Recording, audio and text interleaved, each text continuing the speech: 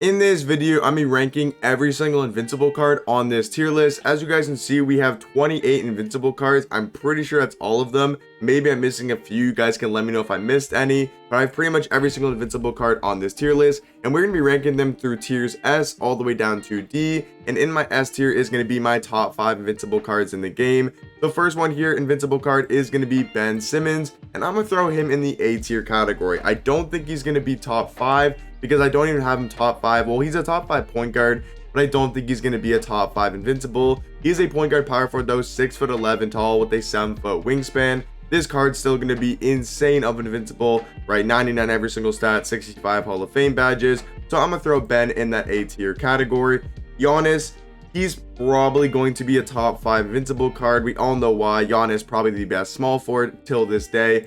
Bill Russell, honestly might surprise people, gonna go in that C tier category. Now the one thing I will say, guys, is it's an invincible card tier list. Every card on this tier list is gonna be very elite. So Bill Russell still a very good card, just gonna go in that C tier category. LeBron James gonna go in B tier in my opinion. Now that might be a little bit biased. I am a big LeBron fan in real life and in the game. I do think his card is better than a lot of people say though. He is 6'9" tall with a 7-foot wingspan. LeBron just gives you such good defense on the court. Obviously invincible, so 99 every single stat, 65 Hall of Fame badges. When we come to the animation screen though, I do like his jump shot and very quick, and then he's also got the quick dribble style, and his size of escape actually isn't the worst. I will say LeBron James for me is going to be a B tier invincible. But guys, let me know also in the comment section down below, what would you guys change about my tier list, and just let me know any of your guys' thoughts in the comment section. Next invincible though card is going to be Luca Doncic.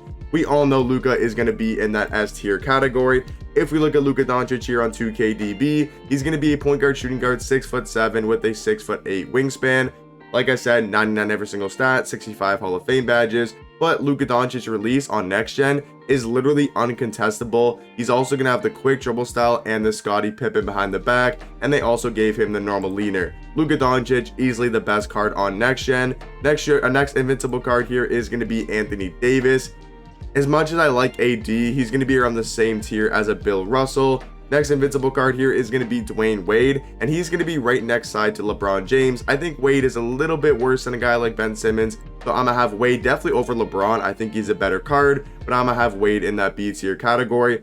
Steph Curry, as much as I like Curry in real life, as much as he's a fun card to use, if we're just talking off like the best cards in the game or the best invincibles in the game, Curry's going to have to go in that C tier category. I feel like he's just a little bit too small in June, only 6'3" with a 6'3" wingspan. Offensively though, Curry's going to be amazing. Quick dribble style, Curry size up. He has the Curry escape, which is basically the Curry slide, and his dribble moves are just insanely hard to guard, and he's going to be really good on offense. But then defensively, he's definitely going to struggle. So for me, Curry is going to be a C tier invincible. David Robinson definitely going in that A tier category. He might actually get moved up to S tier. Like D-Rob is definitely one of the best power forwards in the game, and especially one of the best invincibles. He's a center power forward, 7'1" tall with a 7'5" wingspan, and I still think D-Rob has one of the best big man jump shots in the game. They also gave him the normal leaner and the quick dribble style, and D-Rob does play really good defense. He's got a great player model in game, so for me, I'm gonna throw him in that A tier category.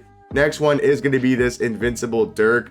Honestly, guys, yes, his endgame card is insane, right? Obviously, I know he has the endgame card, and that card is going to be one of the best in the game. But if we're talking about his Invincible, this card is just terrible. Yes, 99 every single stat. Yes, 65 Hall of Fame badges. But this jump shot is terrible. Has fundamental dribble style. Yeah, this card is terrible. Thank God, like literally thank you 2K that they gave us this endgame Dirk, because this is literally one of the best cards in the game, if not the best card in the game right now. But his invincible card, yeah, he's gonna have to go in that D tier category, I cannot lie. Next card here though is going to be Invincible Hakeem. He's going to go in that B tier category, a very solid center power forward invincible card. Next one here is going to be Michael Jordan. Yeah, he's probably going to be in that S tier category. I do think Jordan, it would have been nice if Jordan could play point guard. I don't know why 2K made him a shooting guard. It was so late in the year, like June. Why not just make him a point guard? But he's a shooting guard small forward, 6'6" tall with a 6'11" wingspan. This dude's stats and badges are obviously insane. And then when you come to his animations, quick dribble style, Kyrie Irving size up, Trae Young escape with the Scottie Pippen behind the back. So he pretty much has perfect sigs, has a very good jump shot on both current and next. And then he's also got the normal leaner. Michael Jordan, definitely going in that S tier category. Next invincible card here is going to be the Invincible Joel Embiid. I'm gonna throw him high B tier. I don't think I'm gonna put him in A. He might get moved up to A later in the video, but for now, I'm gonna throw him in B tier. Because, for example, we got Invincible Hakeem, and I do think Hakeem is a better power forward than Embiid, so I'm gonna throw Hakeem in that A tier category. Next one is going to be Kawhi Leonard. Definitely going in A tier. He might actually get moved up to S tier. Like, this Kawhi dude, I feel like no one's really talking about Kawhi. He is super good at the small forward or shooting guard position. He's 6'7" tall with a 7'3" wingspan. We all know Kawhi is going to give you pretty much perfect defense. He's got a pretty much perfect tendencies. He's got the best defensive stance in the game. And he's also going to have Ray Allen base on very quick. He's got the normal leaner, doesn't have the best sigs, but at least he's got quick dribble style and the Scottie Pippen behind the back. So for me, I'm going to have Kawhi Leonard in that A tier category. Next one here is going to be Kevin Durant. As much as I like KD and I want him to be a better card, like KD just don't got the good sigs, man. He just really don't. Maybe you could argue him in A tier, but I think at small forward, I mean, Giannis is definitely better.